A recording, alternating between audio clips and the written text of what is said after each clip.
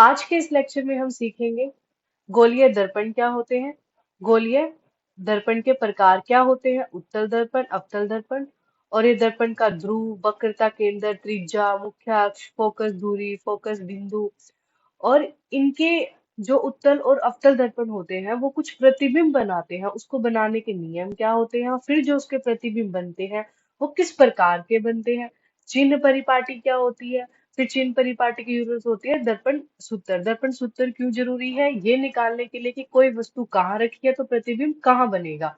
आवर्धन के लिए कितनी छोटी बड़ी बन रही है जो हमारा प्रतिबिंब है या इमेज है। उत्तल और अवतल दर्पण के उपयोग। पिछली क्लास में हमने सीखा था कि जो हमारा प्लेन मिरर होता है यानी कि हमारा समतल दर्पण होता है, जो व्यक्ति उसके सामने खड़ा होता है उसकी उसके जो उसकी इमेज होती है, जो उसका प्रतिबिंब होता है, पहले तो आप ये रिकॉल कर लीजिए कि जो वस्तु होती है उसको हम बोलते हैं बिंब, और जो उसकी इमेज बनती है और ये अपने आप को मिरर के अंदर दिखता है, तो जो इस मिरर के अंदर दिखाई देता है वो होता है इस वस्तु का प्रतिबिंब। प्रति का मतलब होता है कॉपी, यानी इस बिंब की एक कॉपी। तो प्लेन मिरर में हमने सीखा था कि जो बिंब होता है और जो प्रतिबिंब बनता है उसका वो एग्जैक्ट होता है, उतने ही साइज का होता है, सीधा बनता है। और आभासी क्यों बनता है, क्योंकि वो रियल वर्ल्ड ये है,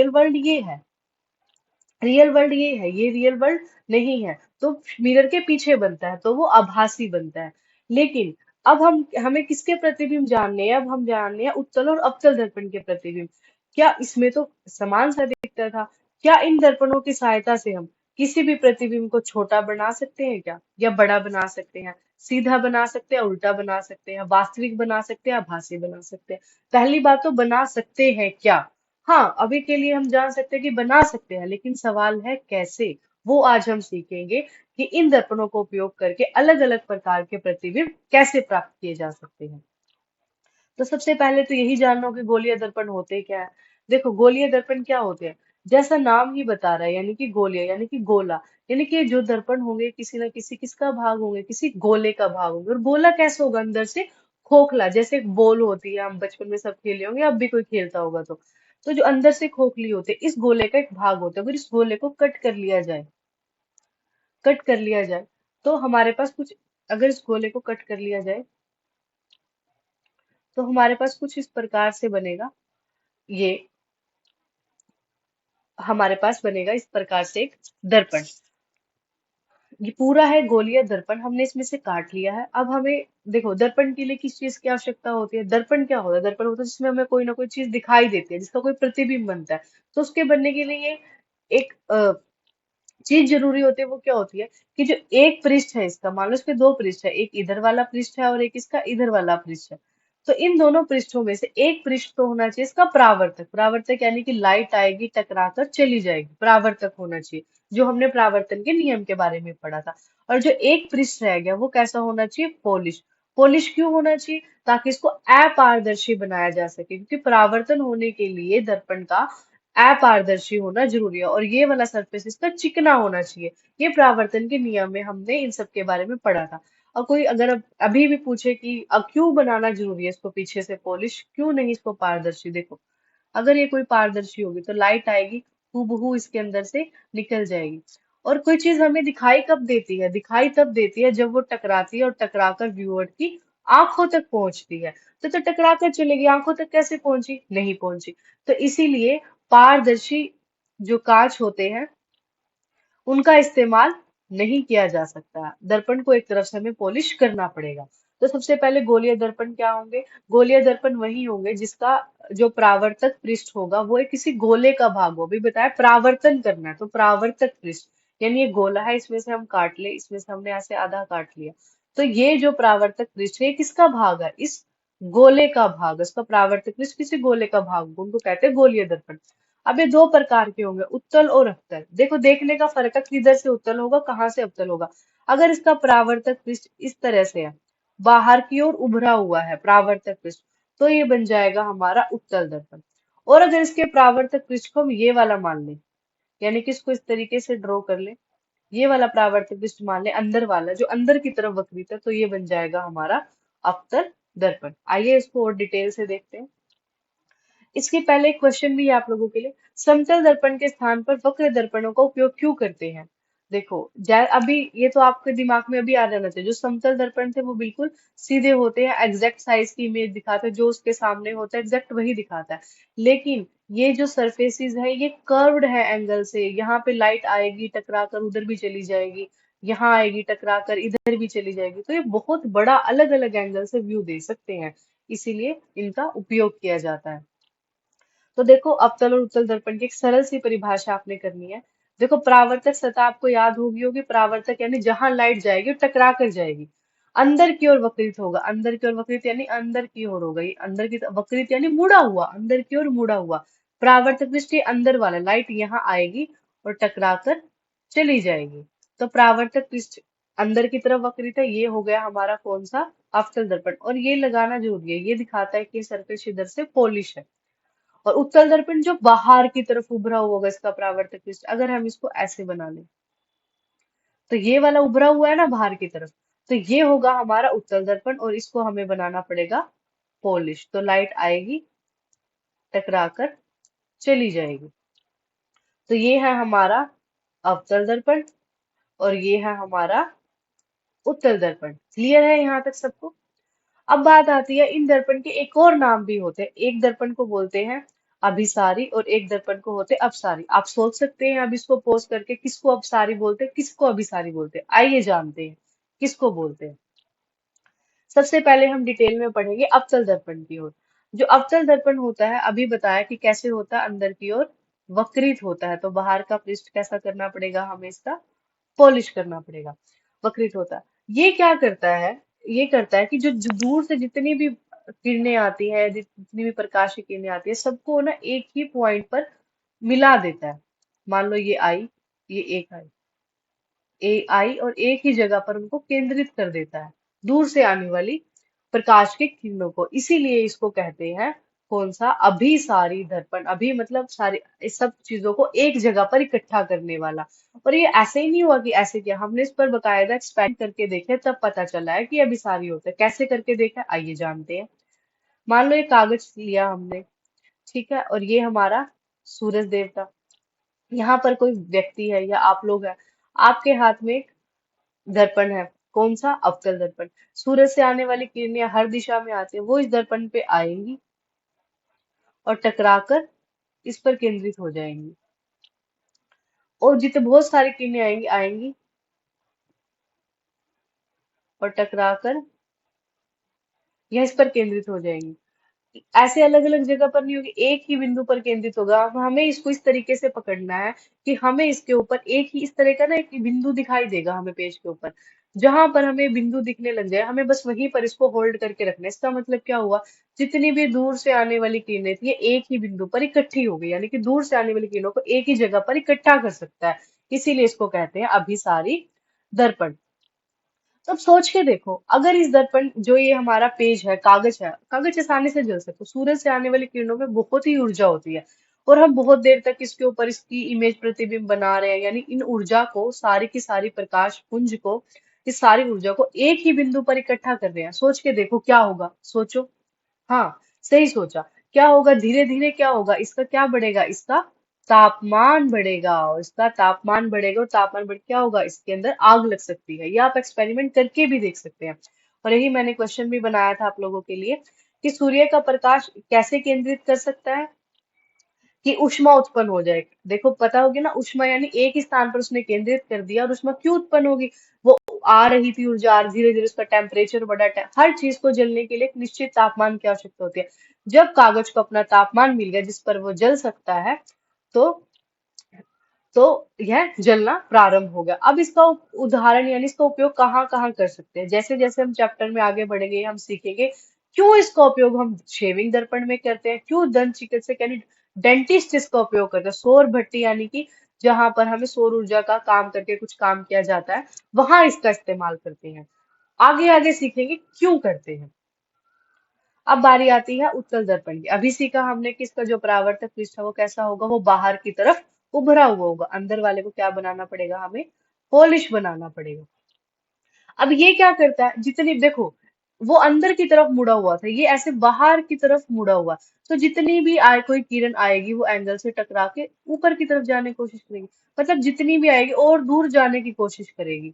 अब आपको कि मैम ये सीधी आई है और ये उल्टी चली गई, ये याद रखना है कि जो हमने जो परावर्तन के नियम में पढ़ा था कि कोई भी आपतित किरण जितने एंगल से जाती है उतने ही एंगल से टकराकर वापस चली जाती है। ये एंगल आई होता था, ये एंगल आर होता था।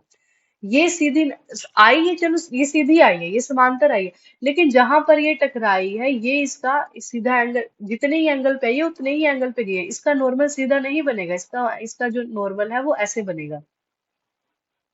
तो ये जितने एंगल से आई है ये उतने ही एंगल पे गई है, मत सोचना सीधी आई थी और टेढ़ी चली गई, ये उतने ही एंगल पर, क्योंकि प्लेन मिरर में ऐसे हो सकता है कि आई और ऐसे चली गई, टेढ़ी आई टेढ़ी चली गई, सीधी आई और सीधी चली गई, क्योंकि वो सीधा था, लेकिन ये सीधा नहीं है, इसके अलग अलग एंगल्स है, ये मुड़ा हुआ है एंगल्स पर से। तो ये क्या करेगा, ये प्रकाश की किरणों को देखो दूर दूर तक फैलाने का काम करेगा, दूर तक फैलाएगा, फैलाने के इसकी वजह से ही इसको हम कहते हैं क्या, अपसारी, यानी दूर दूर तक फैला सकता है। और इसीलिए इसका उपयोग किया जाता है वाहनों में, सुरक्षा दर्पणों में। कैसे और क्यों किया जाता है ये आगे पढ़ेंगे, अदरवाइज आप इसको इतना सोच भी सकते हैं। अब उत्तल दर्पणों का उपयोग किया जाता है तो वस्तुएं बहुत छोटी दिखाई देती हैं, बहुत छोटी दिखाई देती हैं। देखो अपने वाहनों में देखा होगा साइड में से कार है, कार का साइज एक्चुअली बहुत बड़ा है लेकिन बहुत छोटा दिखाई देता है, क्यों छोटा दिखाई देता है, ये आपके लिए क्वेश्चन है, मीनवाइल आप इसको सोच सकते हैं, जैसे आगे बढ़ेंगे आपको इसका जवाब मिल जाएगा। अभी गोलीय दर्पण के कुछ महत्वपूर्ण पद पढ़ने हैं। मान लो कि ये हमारा उत्तल दर्पण है, चाहे ये हमारा अवतल दर्पण है, तो इसके कुछ पॉइंट्स होंगे, वो पद होंगे, वो क्यों होंगे, कौन कौन से पॉइंट्स पढ़ने हैं, इसके कौन कौन से पद पढ़ने हैं। ध्रुव क्या होता है, वक्रता केंद्र, वक्र त्रिज्या, मुख्य अक्ष, फोकस और फोकस बिंदु, एक एक करके सब बहुत अच्छे से पढ़ेंगे। देखो सबसे पहले तो इसका पढ़ते हैं हम ध्रुव। ध्रुव क्या होगा, मान लो ये है, ये हमारा मिरर है, ये हमारा दर्पण है, इसका जो हम एक सेंटर मानेंगे, ये किसी गोले से कट किया गया, हमने किसी गोले से कट किया ना इसको हमने, तो इसका एक ज्योमेट्रिक हम एक सेंटर मानेंगे, ये मुड़ा हुआ है ऐसे।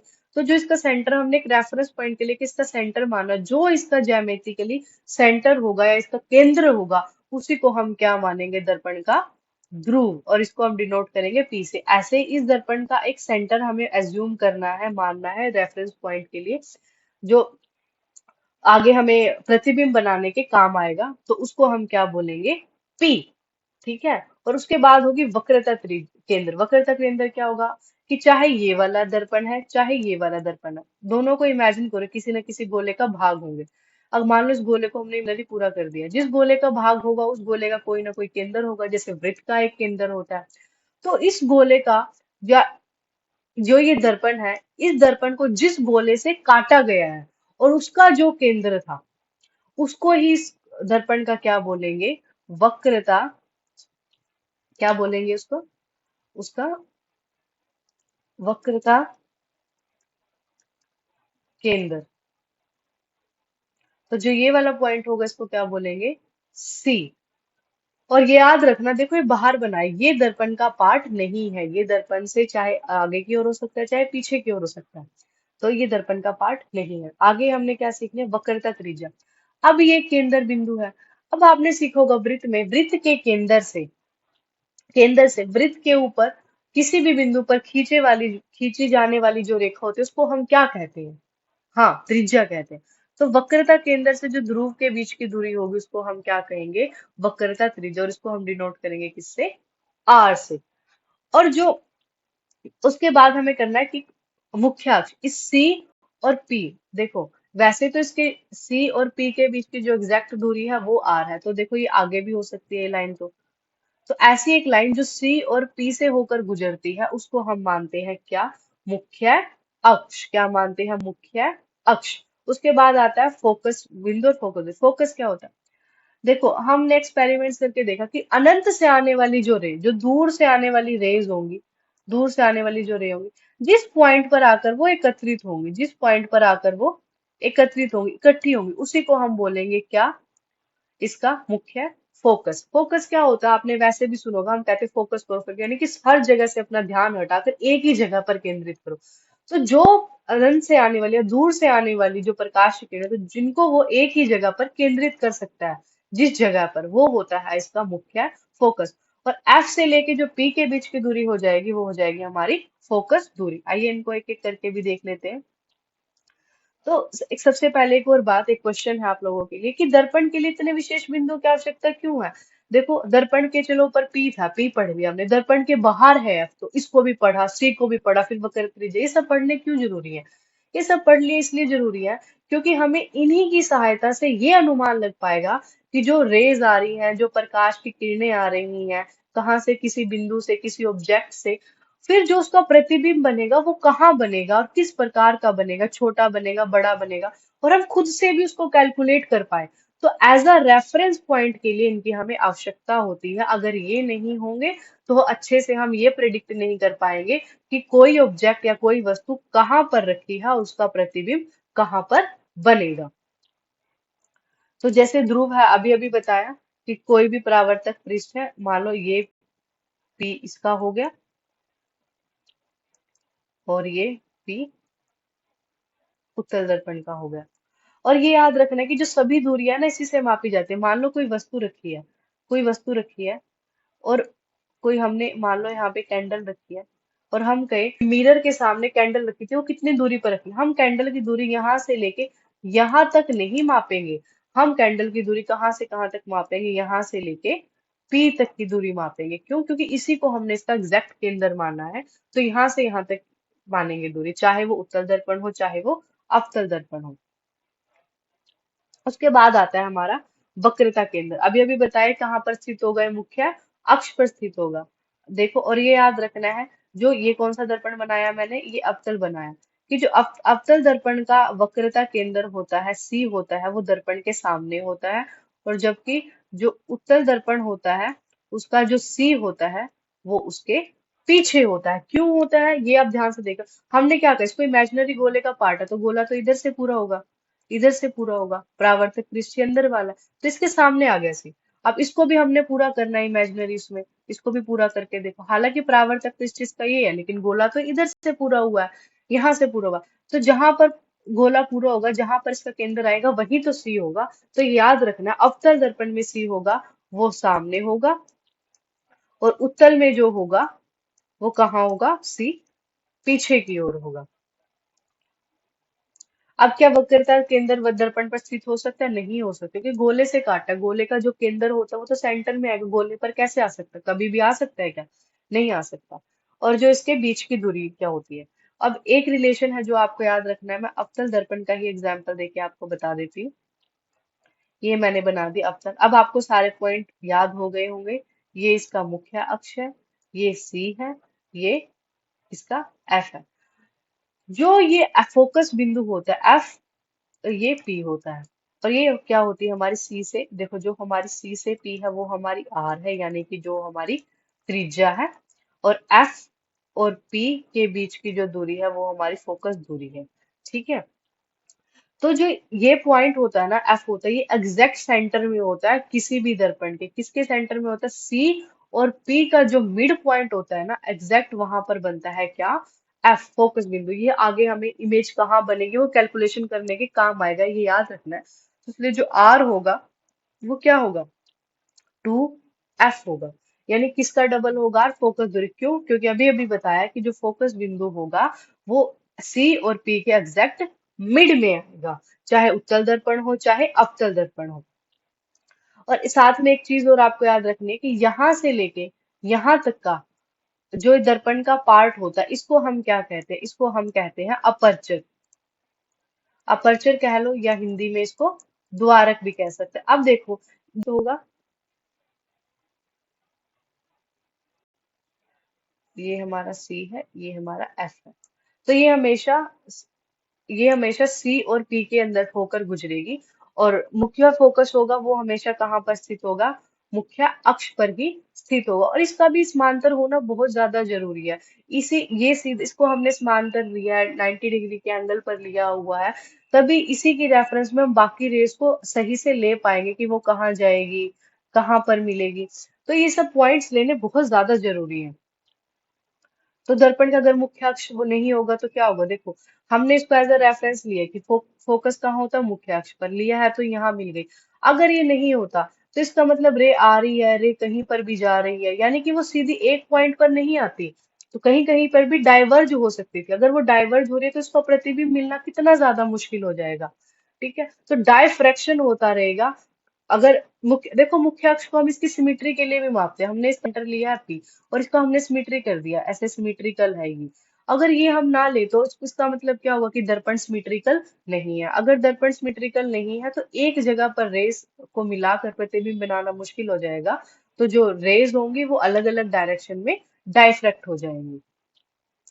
उसके बाद क्या होगा, मुख्य फोकस होगा। सबको पता फोकस कौन सा बिंदु होता है, कि जोन सा अनंत से आने वाली, एक सेकंड,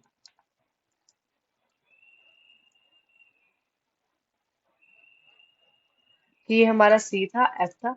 अनंत पर आने वाली जो किरणें होती है, जो परावर्तित होकर जिस बिंदु से गुजरती हैं, वो ही होता है हमारा क्या, फोकस बिंदु। अब फोकस बिंदु वास्तविक हो सकता है, आभासी। देखो अवतल दर्पण के लिए ये होता है हमारा क्या, वास्तविक। वास्तविक बताया था, जो रियल वर्ल्ड, ये रियल वर्ल्ड है, ये एग्जिस्ट कर रहा है, दर्पण के सामने है, तो ये वास्तविक है।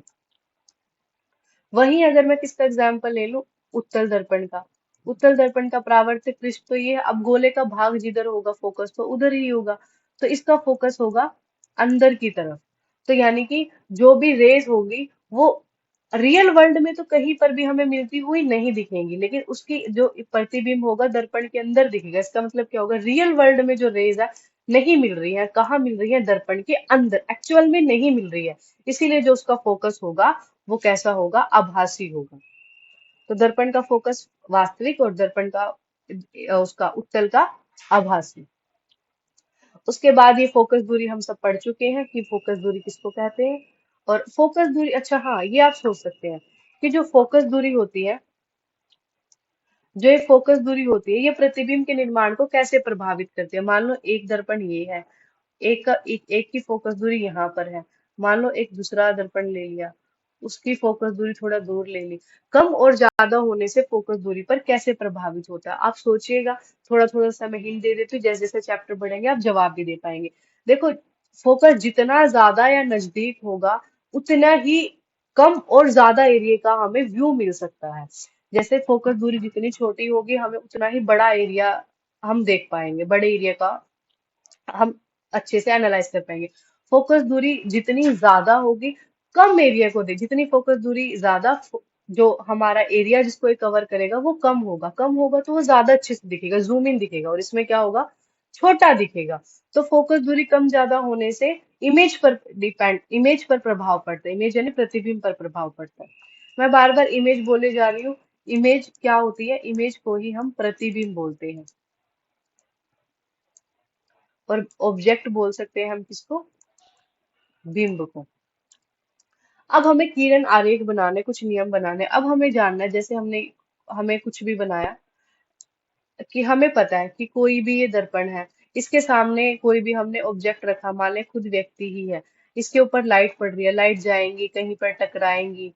ठीक है, तो जहां पर वो लाइट रेज मिलेंगी, जहां पर वो लाइट रेज मिलेगी वहीं पर प्रतिबिंब बनेगा। ये एक तो याद रखना है कि प्रतिबिंब बनाने के लिए हमें दो किरणों की आवश्यकता है, और दो किरणों की आवश्यकता, और वो दो किरणें जहां पर मिलेंगी वहीं पर प्रतिबिंब बन जाएगा। तो ये किरण आरेख बनाने पड़ेंगे, लेकिन आरेख बनाने के कुछ नियम होंगे कि कहाँ से जाएगी कहाँ से गुजरेगी, तो पहले वो देखते हैं। तो सबसे पहले वाला जो नियम है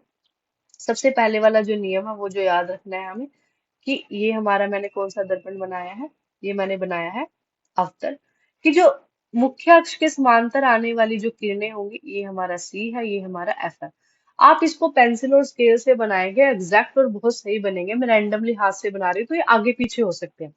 जो समांतर से आने वाली किरणें होगी, हमेशा आपको याद रखना है कि उसको कहाँ से होकर गुजारना है, वो कहाँ से होकर गुजरती है, हमेशा ही फोकस और एरो के निशान जरूर लगाने। ये आपतित किरण है, ये परावर्तित किरण, और इसका भी जो कुछ वो है, नॉर्मल है, इसका अभिलंब है वो कहीं इधर बनता है, इधर आई बनता है, और ये बराबर ही होते हैं, ये परावर्तन के नियम पर ही काम कर रही हैं। और ऐसे ही किसका होगा, उत्तल का होगा। यहाँ पर एफ होगा, यहाँ पर सी होगा। कोई भी किरण आएगी, आकर वापिस चली जाएगी। आप कहोगे चली गई तो उसका प्रतिबिंब कैसे बने? रियल वर्ल्ड में नहीं बनता, इसकी जो इमेजेस होती हैं वो मिरर के पीछे बनती हैं। तो मिरर के पीछे बनती हुई प्रतीत होती है, तो फोकस से होकर गुजरती है। पहला नियम याद हो गया। समांतर से आएंगी, कहाँ से होकर गुजरेगी? फोकस से होकर गुजरेगी। और ये आप कैसे मानोगे? मान लो आप एक कोई लंबी लाइन बना रहे हैं और यहाँ से यहाँ तक की दूरी अगर आपने 5 सेंटीमीटर लिया है, तो सी और एफ के बीच की दूरी भी आप 5 सेंटीमीटर ही लेंगे, तब आपके एग्जैक्ट डायग्राम। दूसरा नियम जो आपने याद रखना है, वो क्या याद रखना है? ये मैंने कौन सा डायग्राम बनाया है, कौन सा दर्पण बनाया है? अवतल। ये मैंने सी बना दी, ये मैंने एफ बना दिया। उसके बाद हमें याद रखना कि जो मुख्य फोकस, मान लो कोई किरण आ सकती है, वो डायरेक्ट फोकस से होकर भी तो मिरर पे टकरा सकती है। हाँ, बिल्कुल जा सकती है। मान लो कि जो फोकस से होकर मिरर पर टकरा गई, वो क्या होगी? वो टकराने के बाद मुख्य अक्ष के समानांतर हो जाती है। ये याद रखना, हम अपनी मर्जी से नहीं बना रहे हैं। इसका जो ये मुड़े हुए एंगल ही मुड़े हुए हैं इनके, तो जाते ही इस तरीके से है रियल लाइफ में भी, जब हम इनको एक्चुअल में एक्सपेरिमेंट करके देखते हैं तो इनका भी आई और आर बराबर बनता है। बस ये याद रखने के लिए है, जब फोकस से होकर गुजरेगी तो वो मुख्य अक्ष के समांतर हो जाएगी। ऐसे ही हम उत्तल का भी बना सकते हैं। ये हमारा एफ है, ये हमारा सी है। अगर वो फोकस से होकर गुजरेगी, अब इसकी तो फोकस से आई आई, लेकिन एक्चुअल में फोकस पर तो नहीं जा पाई, लेकिन पीछे एक्चुअल में मिलती हुई प्रतीत होती है। जाती है, टकराकर कहाँ हो जाती है? मुख्य अक्ष के, ये मुख्य अक्ष है, प्रिंसिपल एक्सिस भी जिसको इंग्लिश में हम बोल देते हैं, इसके समांतर हो जाती है। ये याद रखना है। ये जब हम एक्चुअल में वो इमेज बनाने के प्रतिबिंब लेने की कोशिश करेंगे, तब काम आएंगे ये सब। अब तीसरा नियम जो हमने याद रखना, वक्रता केंद्र से होकर जो जाती है, ये है, ये एफ है, ये सी है। जो किरण वक्रता केंद्र से होकर गुजरती है, वो जिस रास्ते से जाती है उसी रास्ते से आ जाती है। इसका मतलब जो उसका सी पॉइंट होता है, यानी उसका जो केंद्र पॉइंट होता है, वो उसका नॉर्मल होता है। नॉर्मल यानी कि उसका अभिलंब की तरह कार्य करता है। जिस रास्ते से जाएगी उसी रास्ते से वापिस आ जाएगी। ये है हमारा उत्तल दर्पण मैंने बनाया है। ये हमारा एफ है, ये हमारा सी है। तो ये जैसे आएगी, जिस रास्ते से आएगी उसी रास्ते से चली जाएगी। अब इसको यहाँ नहीं बना सकते, जहां पर सी एक्चुअल में मीट होती हुई दिखती है, यानी प्रतीत होती है, वहीं पर बनाएंगे हम इसको। ये बहुत काम आएंगे आगे प्रतिबिंब बनाने में। इनको ये नियम याद हो गए तो वो आरेख हम मिनटों में, चुटकियों में बना पाएंगे। अब उसके बाद क्या होगी? अगर ये हमने पी लिया, ये हमने सी लिया, ये हमने एफ लिया, अगर कोई किरण डायरेक्ट ही किस पर गिर जाए, पी पर गिर जाती, क्योंकि ये इसको क्या मानते हैं, हम इसको नॉर्मल मानते हैं ना, इसको हमने मानो कि समांतर सीधी आ रही 90 डिग्री के एंगल पे। अगर ये पी पर जाएगा तो ये उतने ही एंगल से तिर्यक दिशा में वापिस आ जाएगी, आई बराबर आर आ जाएगी, पी पर जो गिरती है। क्योंकि इसको 90 डिग्री माना है हमने, इसको बाइफरकेट किया और पी को हमने इसका केंद्र बिंदु माना है। ये है हमारा एफ, ये है हमारा सी। तो जो ये है हमारा पी, तो जो पी पे आएगी टकराकर वापिस, एरो बनाने बहुत जरूरी है भाई, एरो ही दिखाएंगे कौन सी आपतित किरण है, कौन सी परावर्तित किरण है। अब इनके डायग्राम बनाएंगे हम। अब सबसे पहले हम किसके बनाने शुरू करेंगे? रे डायग्राम, यानी किरण आरेख अवतल दर्पण के। इनका, इनसे देखो, इनको बनाने का पर्पस क्या है? इनको बनाने का पर्पस देगी, देखो मान लो ये अवतल दर्पण है। अब मान लो इसके सामने कोई वस्तु, एक वस्तु तो यहाँ पर रखी है, एक यहाँ पर रखी है, एक यहाँ पर रखी है। तो आपको क्या लगता है, जो यहाँ पर रखी होगी उसका प्रतिबिंब भी सेम, मान लो जो यहाँ पर रखी होगी, इसका प्रतिबिंब यहाँ पर बन गया, ये इसका प्रतिबिंब बन गया, तो इसका प्रतिबिंब भी क्या यहीं पर बनेगा? क्या इसका भी यहीं पर बनेगा? इसका भी यहीं पर बनेगा? नहीं, क्यों नहीं बनेगा? क्योंकि तीनों अलग अलग, अलग अलग दूरी पर रखे हुए हैं। तो जो जितनी दूरी पर रखा होगा उसका प्रतिबिंब उतनी ही पास या उतनी ही दूर बनेगा। इसीलिए इन रे डायग्राम को, और सबसे जरूरी ये भी है कि कितने, कहाँ पर रखा है, कितने साइज का बनेगा, उल्टा बनेगा या फिर सीधा बनेगा। मान लो कोई इतनी दूर रखी है, इसका उल्टा बन जाए, और कोई इतनी पास में रखी है, उसका सीधा बन जाए। तो कहाँ पर इमेज को रखें, तो हमें जिस प्रकार का प्रतिबिंब चाहिए, उल्टा चाहिए हो, छोटा चाहिए हो, बड़ा चाहिए हो, तो पता लगा सकते हैं। तो जैसे जैसे आगे पढ़ेंगे, जो मैं कह रही हूँ आपको समझ आता जाएगा। तो सबसे पहले ये अवतल डायग्राम हमने बना लिया।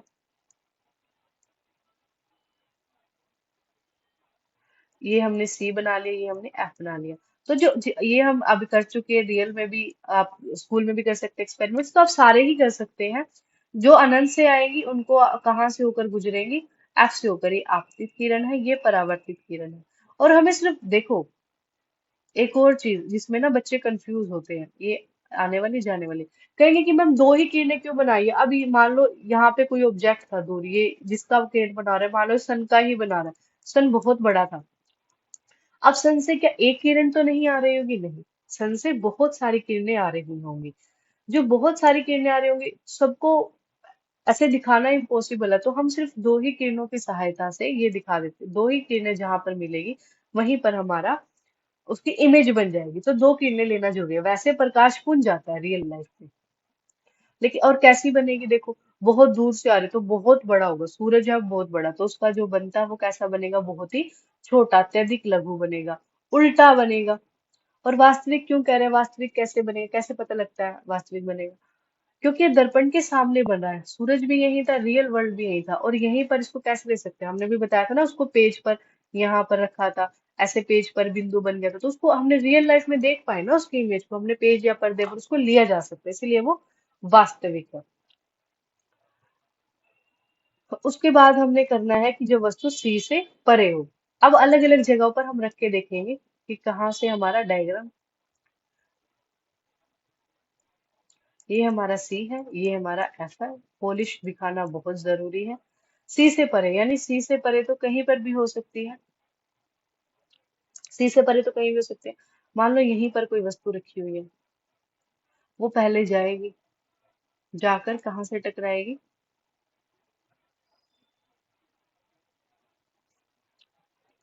एफ पे से गुजरेगी। पहली रे को हमें ऐसे दिखाना बताया था, जो समांतर आती है वो फोकस से होकर गुजरती है। दूसरी क्या करेंगे, दूसरी कहाँ से हम मान सकते हैं, कोई यही इसी पॉइंट से निकल रही है। दूसरी हम क्या मान सकते हैं, दूसरी कहाँ से निकल रही है, सी से निकल रही है। सी से निकल रही है, अब देखो जहां पर ये मिल जाते हैं वहीं पर इसकी इमेज बनेगी, देखो उल्टी बन रही है, नीचे की तरफ बन रही है तो उल्टी बन रही है। आप पेन और कॉपी से स्केल के साथ बनाएंगे, एग्जैक्ट बनेंगे। इसका साइज जब आपने खुद कॉपी पे बनाया होगा, ये वाला बड़ा होगा, और जब बनेगा तो ये बहुत छोटा होगा। तो जब ये सी से परे रखे होती है तो कहाँ बनेगी, सी और एफ के। एक नियम जो है, जो आपको काम आएगा, वो क्या, मान लो ये दर्पण है, अगर बीम दर्पण की तरफ जाता जाएगा, प्रतिबिंब दर्पण से दूर जाता जाएगा। अब देखो अनंत पर थी तो वो फोकस पर बन गई, वो अनंत से थोड़ा पास आ गई, दर्पण तो, ये प्रतिबिंब इसका दर्पण से थोड़ा दूर, ये दर्पण के पास आ गया और ये दर्पण से दूर चला गया, तो छोटा छोटा बन गया। अब देखो उल्टी तो बन ही रही है, यहाँ पर उल्टी सीधी उल्टी बन रही है। वास्तविक, अगेन वास्तविक, इसको हम पर्दे पर ले सकते हैं, हम इसको कागज पर भी इसकी इमेज को ले सकते हैं, ये वास्तविक है। दूसरा क्या करना है हमने, जब ये कहाँ पर हो, जब ये सी पर हो, ये सी है, ये एफ है। जब कोई इमेज कहाँ पर होगी, सी पर होगी, जब कोई इमेज सी पर होगी तो वो उसका प्रतिबिंब कहाँ बनेगा, सी पर बनेगा। कैसे, पहली रे आपने गुजारनी है समांतर, वो फोकस से होकर गुजरेगी, सबको पता है। और दूसरी कहाँ से होकर गुजारनी है, फोकस से होकर गुजारनी है, क्योंकि सी पर तो खुद ही रखा, सी पर से कैसे गुजार, फोकस से होकर गुजरेगी। और दूसरा नियम हमने पढ़ा था, जो फोकस से होकर गुजरती है वो टकराकर किसके पैरेलल, किसके समांतर हो जाती है, मुख्य अक्ष के। वो अगर नियम याद होंगे, ये बनाने बहुत आसान होंगे, हमें कुछ भी करके बस दो रेस को मिलाना है। तो जब आप कॉपी पेन से बनाएंगे, स्केल से बनाएंगे, तो एग्जैक्ट वहीं पर बनेगी जहां सी थी, उतने ही साइज की बनेगी, तो समान आकार की बनेगी। अब देखो ये तो नीचे, ये ऊपर की ओर है, नीचे की ओर है, इसका मतलब ये उल्टी बनी है। वास्तविक तो ये है ही, क्योंकि ये दर्पण के सामने और रियल वर्ल्ड में इसको हम पेज पर ले सकते हैं, पर्दे पर। और सी पर थी, सी पर बनेगी, तो सी को आप एक रेफरेंस पॉइंट मान सकते हैं। सी पर थी तो सी पर बनेगी, सी से परे है तो सी और एफ के बीच में प्रतिबिंब बनेगा, प्रतिबिंब सी पर है तो प्रतिबिंब सी पर बनेगा। सी से इधर रख लोगे आप बिंब को तो प्रतिबिंब सी से इधर खिसक जाएगा। आप देखो यहाँ आपको समझ आएगा जो मैं कह रही हूँ। देखो सी पर थी तो सी पर बना, ये एफ है, ये सी है। अब कहाँ रखना है हमें प्रतिबिंब को, अब हमें प्रतिबिंब को रखना है कहाँ, सी और एफ के बीच में। दूसरी रे कहाँ से होकर गुजरेगी? दूसरी रे सी से होकर गुजरेगी।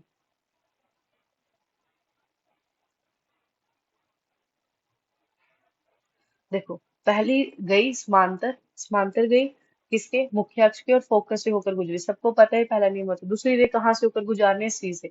तो जो सी से होकर गुजरेगी, जैसे जाएगी वैसे ही वापस आ जाएगी। तो ऐसे मिलाने की दोनों मिल जाएंगी। अब देखो ये कहाँ पर बन रहे हैं? नीचे बन रहे हैं। अब देखो, चाहे मैंने हाथ से बनाया तो भी कितनी दूर जाके मिली, और आपका तो परफेक्ट बनेगा जब आप स्केल से बनाओगे। ये छोटा था और ये बड़ा बना, इसका मतलब अभी बताया था ना, बिंब इसके नजदीक आता जाएगा दर्पण के, और प्रतिबिंब दर्पण से दूर आता जाएगा। देखो ये सी और एफ के बीच में बनी प्रतिबिंब कहाँ चला गया? सी से परे चला गया। और क्या ये वास्तविक है? क्योंकि ये भी दर्पण के सामने है। और दूसरा आवर्धित, आवर्धित यानी बड़ा। देखो ये छोटी थोड़ी कितनी बड़ी बनी है। ठीक है, ये बिल्कुल सिंपल से तरीके, एक दो बार करोगे, बहुत दो बार वीडियो देखना, आपको अच्छे से लर्न हो जाएगा। दूसरा उसके बाद क्या है? फोकस पर रखी होगी।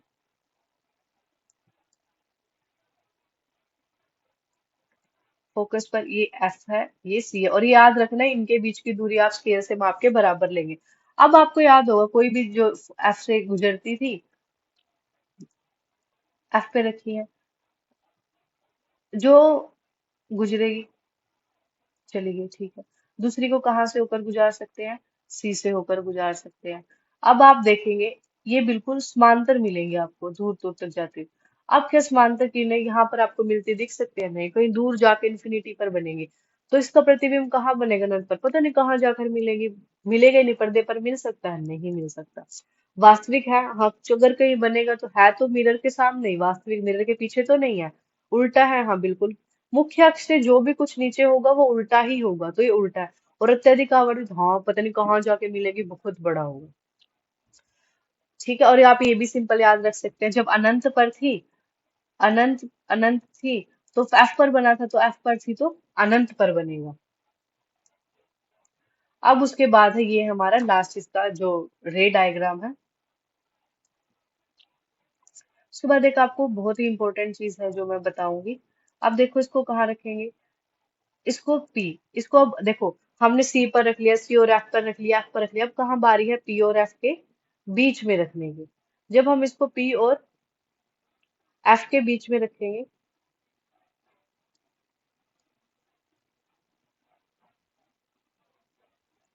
एफ से होकर गुजरेगी।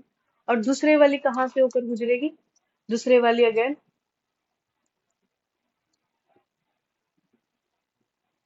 सी से होकर गुजारनी है हमें, सी से होकर देखो यहाँ पर नहीं मिल रही है, यहाँ पर तो बहुत दूर दूर जाएंगे, डाइवर्टेड होंगे। अगर हम इनको पीछे मिलाने की कोशिश करेंगे तो क्या ये मिल जाएंगी? हाँ, पीछे मिल जाएंगे दर्पण के। और कहाँ बनेगा? जहां मिलती है वहीं तो प्रतिबिंब मिलता है, बनता है। तो देखो बनी। अब इसका साइज छोटा था, खुद ही देखो कितना बड़ा बना है, तो इसका मतलब ये कैसा बनेगा? इस जो प्रतिबिंब बनेगा वो बड़ा बनेगा। और देखो आगे नहीं बना, आगे तो हमें दूर दूर दूर तक ऐसे ऐसे दूर अलग अलग दिशा में जाती दिख रही थी, तो नहीं मिलती दिख रही थी। तो हमने इनको पीछे पीछे ऐसे इसको मिलाने की कोशिश करी, मिल गई, हाँ। तो दो किरणें रियल वर्ल्ड में यहाँ, एक second, real, this is are real world, real world में नहीं मिल रही है। जब हमने इसको पीछे मिलाया तो पीछे मिल गई। यानी ये कौन से वाला हिस्सा है? ये है दर्पण के पीछे वाला हिस्सा। तो यानी इसका प्रतिबिंब कहाँ बनता है? दर्पण के पीछे, यानी दर्पण के पीछे आप समझ सकते हो, दर्पण के अंदर आपको दिखाई देगा। और कैसा दिखाई देगा? देखो मुख्य अक्ष के ऊपर है तो कैसा है? सीधा है।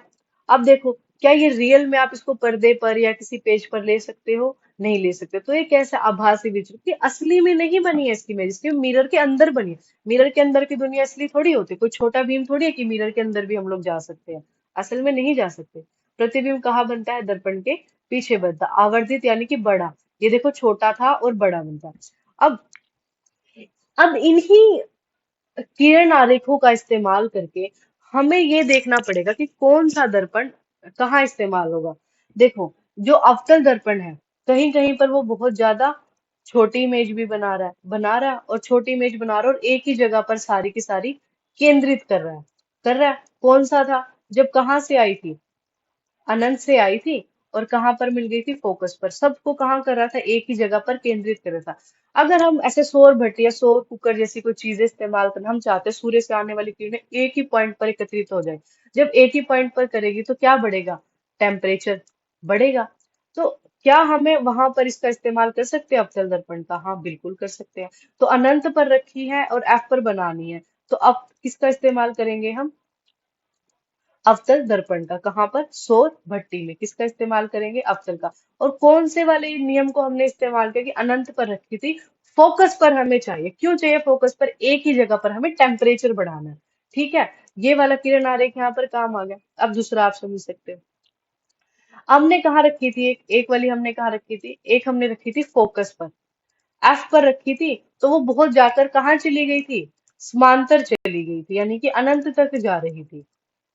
जा रही थी ना, पांचवा जो पॉइंट था जहां पर वो मिली नहीं थी। तो यानी कि अगर कोई भी टॉर्च है, टॉर्च है, टॉर्च है, हम इसको इस्तेमाल करते हैं, तो जो इसका बल्ब है, यहाँ पर लगा होगा दर्पण, कौन सा? अवतल दर्पण लगा होगा। तो इस दर्पण का जो फोकस होगा, हमें जो बल्ब होगा वो कहाँ पर रखना पड़ेगा? एग्जैक्ट जहां पर इसका फोकस हो, क्योंकि जब फोकस पर रखी होगी ना वस्तु, यानी फोकस पर जब हमारा लाइट सोर्स रखा होगा, तो जो निकलने वाली किरणें हैं वो कहाँ चली जाएंगी? समांतर चली जाएंगी और हमें बहुत दूर तक का दिखेगा। तो देखो, अलग अलग किरण अलग कितने काम आ रहे कि कहाँ पर वस्तु रखे तो हमें कहाँ पर प्रतिबिंब चाहिए, तो वहां पर देखो। ठीक है, तो वहां इस्तेमाल हो जाएगा। फिर उसके बाद जैसे इन्होंने लिखा शेविंग दर्पण में चेहरा बड़ा क्यों दिखाई, तो सोच के देखो किस में चेहरा बड़ा दिखेगा। शेविंग देखो, शेविंग करनी है बहुत आराम से, हमें हमें अपने चेहरे की माइन्यूट माइन्यूट डिटेल्स देखनी पड़ेगी। और चाहे हम मेकअप भी कर रहे हैं, आराम से देखना पड़ेगा कहाँ लाइनर लग गया, फाउंडेशन लग गया, या और भी आप कुछ कर रहे हैं, काजल डाल रहे हैं, तो आसानी से कि इधर उधर ना हो जाए, देखना पड़ेगा। खुद को बहुत बड़ा देखना चाहते हैं हम, तो बड़ा देखने के लिए सबको पता अवतल दर्पण का अगर हम वस्तु को कहाँ रख दें, हम खुद को देखना चाहते हैं, लाइट सोर्स उस रूम में लाइट का होगा, हम खुद को वहां रख दे, जो हमारे सामने जो दर्पण रखा हुआ उस दर्पण का जो फोकस होगा, हम फोकस और दर्पण के पास आ जाए, यानी कि एग्जैक्ट बिल्कुल दर्पण के बिल्कुल। देखो, जब हमें खुद को देखो तो मिरर को अपने बिल्कुल एग्जैक्ट सामने रखते हैं ना, तो हम बिल्कुल अगर मिरर के बिल्कुल सामने आकर खड़े हो जाएंगे, तो हमें क्या दिखेगा? हम खुद को कहाँ पर भी देख पाएंगे, हम खुद को दर्पण में भी देख पाएंगे, क्योंकि यही एक ऐसा केस है जहां पर जो इमेज होती है वो दर्पण के अंदर बनती है।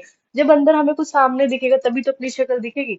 तो बिल्कुल दर्पण के अगर हम सामने खड़े हो जाए, तो हम दर्पण के अंदर देख पाए, खुद को बहुत बड़ा देख पाएंगे, बड़ा देख पाएंगे, खुद को बहुत सीधा देख पाएंगे। कोई पूछे शेविंग दर्पण हो, शेविंग हो या मेकअप हो, किसका उपयोग करते हैं?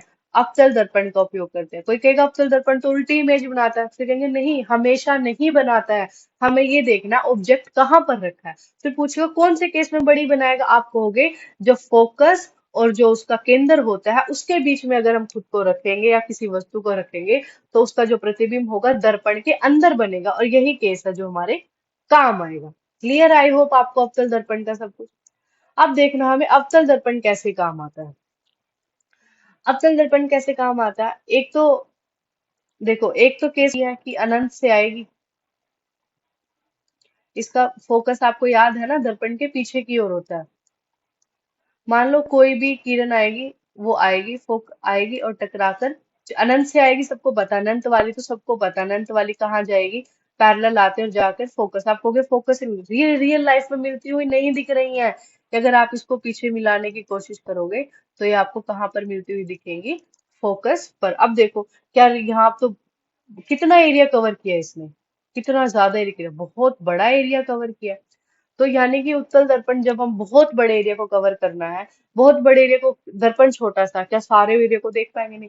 एरिया बड़ा हो, चीजें सारी दिख, लेकिन छोटी छोटी करके दिखे, हमारा काम चल जाएगा। हाँ, तो अनंत से आएगी, फोकस पर बनेगी, इमेज कैसी बनेगी? बहुत छोटी बनेगी। अब देखो, ये केस तो आपको पता लगी होगी, दर्पण के पीछे एक कहानी है, वो छोटा भीम वाले की दर्पण के अंदर है हम, या अपने शीशे में, गाड़ी के शीशे में, हम गाड़ियों में भी देखते हैं। तो दर्पण के पीछे बनेगा, और कहाँ बनेगा? आभासी बनेगा। भासी क्यों है? क्योंकि दर्पण के पीछे वास्तव में नहीं मिल रही हैं ये किरणें, हमने मिलाई हैं, और मिलती हुई प्रतीत होती है, ऐसे कह सकते हैं। उसके बाद सीधा बनेगा और लघु बनेगा। लघु यानी कि छोटा बनेगा। क्लियर है सबको? हम्म। और एक और केस आपको एनसीईआरटी में दिया होगा कि हम उसको कहाँ पर रख लेते हैं, ये एफ है, ये सी है, सॉरी एफ को यहाँ बना लेते हैं। तो कोई भी किरण है, यहाँ पर हमने चीज से थोड़ा सा पास में रख ली है, आएगी, टकरा कर जाएगी। ये कोई भी वस्तु थी, ये पहली वाली तो कहाँ से मिलेगी, इससे जाएगी, और दूसरी वाली कहाँ से मिलानी है हमने, सी से। तो यहाँ पर इसका प्रतिबिंब बन जाएगा। अब देखो, जहां पर दो रेज मिलेगी वहीं पर इसका प्रतिबिंब है, यही जाने वाली भी आने वाली, क्योंकि जो सी से जाती है सीधी आती है, सीधी जाती है, सबको याद होगा। तो सीधा ही बनता है, इसमें कितने कहाँ पे भी रख लो, उत्तल दर्पण में सीधा ही बनेगा, और बड़ा नहीं दिखेगा, छोटा दिखेगा। पता लग गया।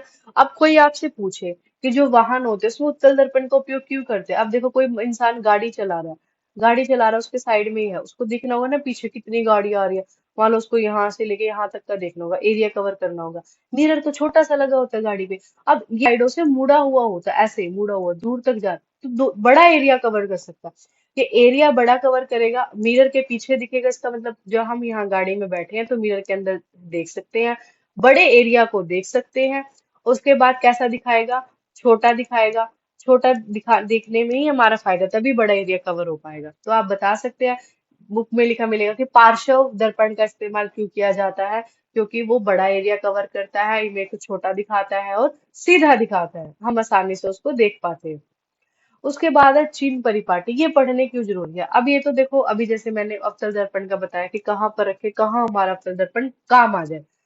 अब हमें एग्जैक्ट कोई किसी ने ऐसे मिरर दे दिया, और कोई हमें पूछ रहा है कि मिरर से ना 50 सेंटीमीटर कोई चीज रखी है, बताओ उसका प्रतिबिंब कहाँ बनेगा, या हमें अंदाजा लगाना हो कहाँ बनेगा। तो पता तो होना चाहिए ना कहाँ बनेगा, तो उसके लिए हमें कुछ कैलकुलेशंस करनी पड़ेगी। कैलकुलेशंस के लिए क्या करना पड़ेगा, इन चिन्हों का पता लगाना पड़ेगा। कैसे पता लगाएंगे, देखो, तो इनकी क्वेश्चन भी आप लोगों के लिए, की आवश्यकता क्यों होती है, क्यों होती है, कैलकुलेशन करने के लिए कि प्रतिबिंब कहाँ बनेगा। हर स्लाइड के नीचे आपको एक जिज्ञासा प्रश्न मिलेगा, देखने जब आप देख रहे होंगे उसको पॉज कर सकते हैं और आप खुद इसके बारे में सोच सकते हैं। तो देखो, आपको क्या याद रखना है, मैथ में सबने पढ़ा होगा, ग्राफ बनाते टाइम, ये वाई एक्सिस है, ये सॉरी ये वाई एक्सिस है, ये एक्स एक्सिस है। एक्स का जो ये वाला हिस्सा है ये पॉजिटिव है, एक्स का ये वाला जो हिस्सा है ये नेगेटिव है। ये वाई है, ये पॉजिटिव वाला वाई है ऊपर की तरफ, और ये नीचे वाला जो वाई है ये नेगेटिव है। सेम यही तरीका आपको इसमें अपनाना है। ये मैंने अवतल दर्पण बना दिया, अवतल दर्पण बना लिया। अब कोई भी देखो, कोई भी जो को वस्तु जो हम रख रहे हैं, वस्तु तो हमेशा हम ऊपर की तरफ रख रहे हैं ना, मुख्य अक्ष से, मुख्य अक्ष को आपने सेंटर वाली लाइन मान लेना।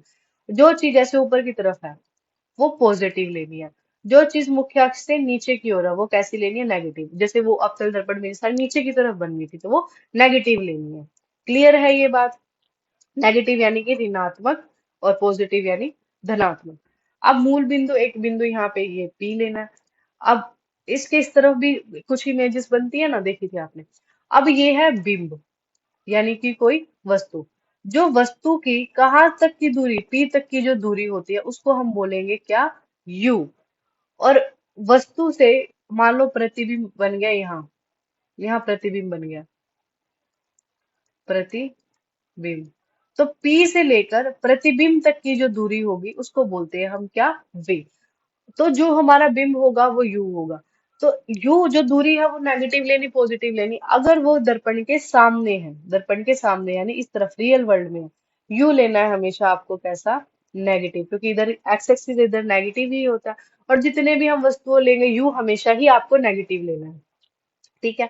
और जो प्रतिबिंब बनोगे, अगर वो दर्पण के पीछे बनेंगे तो वी लेना है आपको पॉजिटिव, और अगर आपका प्रतिबिंब फोर से यहाँ बन रहा है तो ये आपका वी बन जाएगा, तो वी लेना आपको नेगेटिव, यानी कि इस तरफ तो आपके नेगेटिव रहेंगे और इस तरफ आपके पॉजिटिव, और मुख्य अक्ष से ऊपर की तरफ पॉजिटिव, मुख्य अक्ष से नीचे की तरफ नेगेटिव। सिंपल सा फंडा है, ठीक है। ऊपर पॉजिटिव इधर नेगेटिव, इसको आप पी मान सकते हैं, और इधर पॉजिटिव और इधर नेगेटिव। क्लियर है आपको, ठीक है। और इनकी आवश्यकता क्यों है, कैलकुलेशंस के लिए, इसके विदाउट कैलकुलेशन नहीं कर पाएंगे। फिर एक दर्पण सूत्र है, इस दर्पण सूत्र का इस्तेमाल करके ही हम पता लगा सकते हैं वस्तु कहाँ पर है, कहाँ पर बनेगी। फॉर्मूला क्या होगा हमारा, 1/f, एफ क्या है हमारी फोकस दूरी, इज इक्वल 1/u क्या है हमारी बिंब की ध्रुव से दूरी, प्लस 1/v, ये किस क्या है, ये क्या उनसे दूरी है, फोकस दूरी। u क्या है हमारी, याद करो अभी अभी बताया है, बिंब की दूरी, और v क्या है हमारी, प्रतिबिंब बिंब की दूरी। याद हो जाएगा? करना ही पड़ेगा। अब क्या इस समीकरण के दर्पण सारे प्रतिबिंब की भविष्यवाणी कर सकते हैं इनसे? यस। इस दर्पण का इस्तेमाल करके अगर हमें पास प्रतिबिंब की डिटेल दे रखी है तो हम बता सकते हैं वस्तु कहाँ रखी होगी। वस्तु की दे रखी है तो हम बता सकते हैं प्रतिबिंब की कहाँ होगी। और वस्तु और प्रतिबिंब की डिटेल्स दे रखी है तो हम बता सकते हैं उसका फोकस क्या होगा। और फोकस बहुत जरूरी है, फोकस से पता लगा सकते हैं कि ये दर्पण वाइड एरिया देगा या नैरो एरिया देगा। उसके बाद आती है किसकी? आवर्धन की। आवर्धन का मतलब क्या होता है? बड़ा बड़ा करके दिखाना। अब आप देखते हैं, मान लो ये था, मान लो ये यहाँ पर वस्तु रखी थी, इसका प्रतिबिंब यहाँ पर बन गया। ठीक है, मान लो ये बड़ा था। अब ये बड़ा था, ये छोटा था। अब ये तो देखना पड़ेगा ना कि वस्तु जितने साइज की थी उसकी अपेक्षा जो प्रतिबिंब है वो छोटा बना है कि बड़ा बना है। उसी को हम कहेंगे आवर्धन। यानी प्रतिबिंब की ऊंचाई तथा वस्तु की ऊंचाई के अनुपात को हम क्या कहते हैं? आवर्धन कहते हैं। तो इसको डिनोट करते हैं हम किससे? एम से। एम से क्यों करते हैं? ये ज्यादातर जो नेम है ये इंग्लिश से आए हुए हैं, तो इसको अंग्रेजी में हम बोलते हैं मैग्निफिकेशन। मैग्निफिकेशन। तो मैग्निफिकेशन अभी अभी बोला कि इसके कि जो हमारा प्रतिबिंब कहाँ से ही बनता है? पहली बात तो बिंब से बनता है। तो देखना तो एंड में प्रतिबिंब है ना, छोटा बना के बड़ा बना। तो प्रतिबिंब को हम डिनोट करेंगे एच डैश से। ठीक है, और इसको हम डिनोट कर सकते हैं एच से। एच से भी कर सकते हो या फिर एच नोट से भी कर सकते हो, मर्जी है आपकी। तो ये तो किसकी ऊंचाई हो जाएगी? प्रतिबिंब की ऊंचाई हो जाएगी। और ये किसकी ऊंचाई हो जाएगी? ये बिंब की ऊंचाई हो जाएगी कि ये कितना छोटा या बड़ा बना है इसके कंपैरिजन में। उसके बाद फिर एक और फॉर्मूला जिसे हम कर सकते हो, ऊंचाई ने दियो, ये बता दिया जाए कि कितनी दूरी पर रखा है। मान लो ये वाली दूरी दे दी जाए, चलो अलग सा बना लेते हैं, अच्छे से समझ आ जाएगा। मान लो ये कोई ऑब्जेक्ट रखा तो ये दूरी दे दी, ये u था। ठीक है, और यहाँ पर v बन गया। तो ये वाली दूरी दे रखी है, ये v बन गया। तो इनकी दूरी से भी हम पता लगा सकते हैं कि ये छोटा बनेगा या बड़ा बनेगा। तो कैसे लिखते? तो इसलिए पहले तो साइन यूज करना है माइनस का। तो v यानी प्रतिबिंब की प्रतिबिंब की दूरी बटे में बिंब की दूरी u। ये वाली प्रतिबिंब वाली दूरी है v। प्रतिबिंब दूरी कहाँ से? p से। बटे में क्या? बिंब की दूरी कहाँ से? P से। ठीक है, तो अब देखो अगर इसकी ये क्यों जरूरी है, इसकी वैल्यू जो आती है उससे पता लगा सकते हैं बिंब स्लाइड में बड़ा बना है छोटा बना है। अगर m की वैल्यू आ जाती है क्या? एक से ज्यादा। एक से ज्यादा कब आएगी? देखो जब h की वैल्यू क्या होगी? कम होगी। तभी तो ये कट पीट के तभी तो m की वैल्यू क्या आएगी? ज्यादा आएगी। ठीक है, तो इसका मतलब क्या हुआ? ये कम साइज का था तो ज्यादा साइज का कौन बड़ा होगा? प्रतिबिंब। यानी कि जब m किससे बड़ा होगा? एक से बड़ा होगा तो प्रतिबिंब बड़े साइज का बनेगा। और अगर बिंब बड़े साइज का होगा तो ये वाली वैल्यू कट के m की क्या आएगी? अगर ये ज्यादा होगा तो ये कम आएगी। तो ये तो मैथमेटिकल टर्म है। तो यानी m की वैल्यू अगर एक से कम आती है, पॉइंट समथिंग में आती है, तो इसका मतलब क्या? प्रतिबिंब कैसा बना है? छोटा बना है। और अगर m की वैल्यू 1 आती है, अब h और h1 की वैल्यू अगर सेम होगी तो m क्या आएगा? 1 ही आएगा। और ये सबको पता है कौन सा केस होता है अवतल दर्पण में? सी वाला, जहां पर होती है वहीं पर बनती है। तो इनकी सहायता से भी हम पता लगा सकते हैं।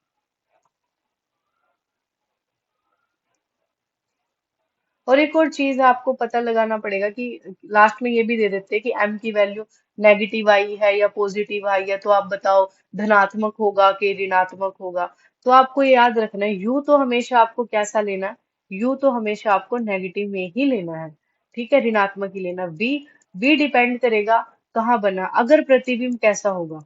अगर प्रतिबिंब होगा वास्तविक। कैसा होगा?